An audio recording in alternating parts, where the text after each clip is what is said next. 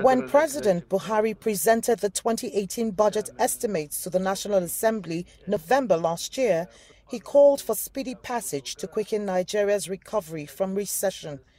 But his idea for quick approval soon ran into trouble. Parliamentary committees scrutinizing the budget proposals soon uncovered numerous contradictions and said it's heavily padded.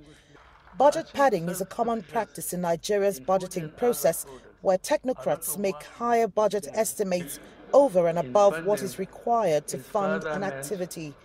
The committee now says it could take a much longer time to clean up the proposal.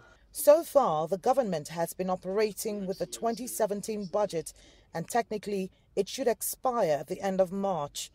Government is the biggest spender in Nigeria's economy, and the decision risks shutting down its operations. And that's the reason why economists are concerned the delay could push the economy on the brink. They've had this budget since November 2017. Assuming that gave them only 1 month to work on it before their legislative Christmas break and New Year break. What have they been doing since January and February? All we hear is that the people refuse to defend their budget. If the ministries refuse to defend their budget, you pass the budget of those ones that have come forward. We can have a supplementary budget. We can't continue with these same stories of insanity. In which part of the world do you run a budget up to 5 months into the new year and you still call it the name of the old year? The $24 billion budget proposal for 2018 is President Buhari's starter for Nigeria's economic recovery growth plan. A lion's share of it has been allocated to infrastructure, health, housing and job creation. Architect and contractor Jude Mangai does most of his contracts with government.